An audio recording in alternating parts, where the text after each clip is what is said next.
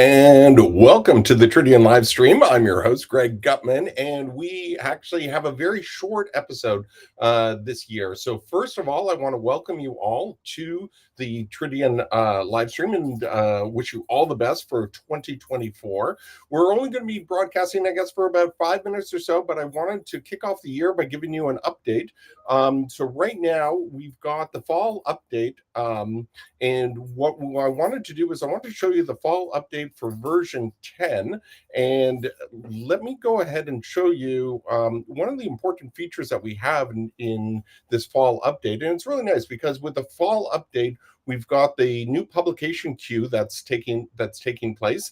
And in the publication queue, you're going to be able to, as you can with all of the new screens, you're going to be able to take a look and see all of the different statuses of your items that are being sent off to publish. And what's nice about this is you can use all of the features that we've built into Tridion Sites 10 to do the filtering, to do the sorting, etc.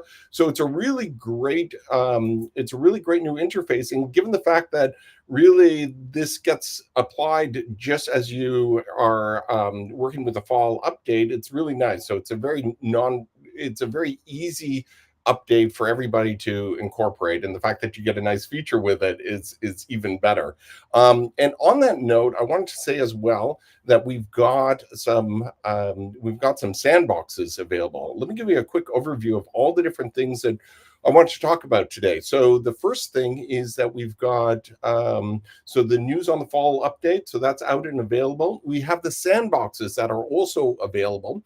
And so if you're interested in trying out Tridion Sites 10, I highly encourage you to reach out to me, and I'll make sure that those are available. I also wanted to talk about Sites 10.1. I also want to talk about some of the reporting requirements and so on. But let me go through this list of items. So the first one is Tridion Sites 10.1. So this is what we're planning for this year. So this is the 2024 release.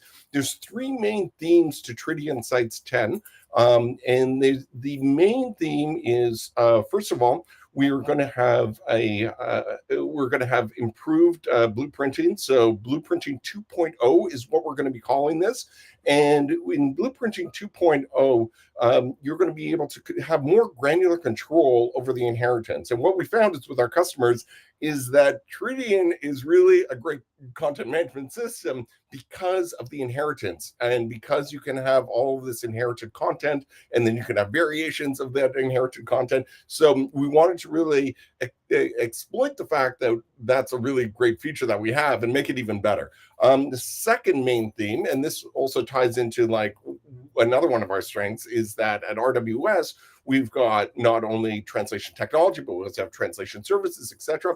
So we're going to be coming out with some features that are going to help you better work with translators, so the translators can see your content more in context of the website. And there's a couple of different approaches. In a later episode later on in the year, I'm going to go through exactly like what we're going to be doing in terms of how that's going to work and how that's going to improve your workflows. But for now, just want to let you know that the number two feature that we're working on, the number two feature theme that we're working on, is the translation management.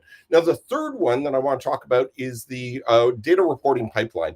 And with the data reporting pipeline, the idea is that a lot of our customers, and actually one of our partners as well, Content Bloom, they've created a number of reports off of the Tridion database, and I think that's it's some of the things that people have built have been really great.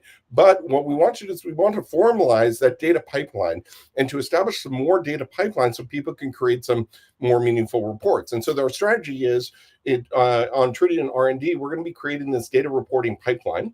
We're also going to ship with a base set of reports, something like a little starter pack for our customers to get going with. It's going to be based off of Microsoft BI, but if you want to use a different platform like Looker, etc., you can still use that data pipeline for different types of reports. And the whole idea is that different organizations use Tridion differently, and they've got some different internal requirements, etc.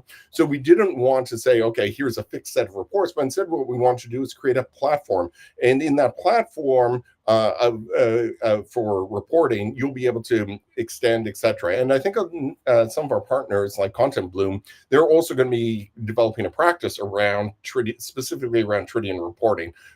So with that said, on this third feature that we're coming out with in 2024, we'd love to get some feedback. And if you have any time to spare, maybe 45 minutes, we would love to get together with you, understand some of your requirements so that we can align the data pipeline with what you need. And the idea is that, if we're creating this data pipeline, we want to make sure that it's got the data that will be helpful for you. So that is the 10.1 release. I also wanted to say that, and this is more towards our partners. So as everyone knows, we've got a number of different airlines and a number of different hotels that use the Tridion platform specifically for the, what I mentioned before, the content inheritance and the translation. So it's a really great fit for those customers. However, we're going to be coming up with a solution for some of our new customers and for new customers in the airline and hospitality business. And we're wrapping together a solution that incorporates also aspects of the booking system, of the user interface, of the purchasing flow, etc. And if you're a partner and you want to target the airline industry, I highly encourage you to speak with us as well, because we're putting together like a holistic solution package, which is going to incorporate elements from partners as well. Then I think the next one I want to talk about is the update to the DXA application. And my colleague Velu has been pinging me right now, and it looks like I want to say okay, so he said that he got the DXA framework upgraded to 4.8, and he's planning to release DXA 2.3 with Sites 10 features. So that's great news. So the DXA application, which is our reference implementation, is going to be updated for .NET. And I've also heard that we're going to be updating the Java version as well. So please do stay tuned for that. We're going to have more information about that on the next podcast.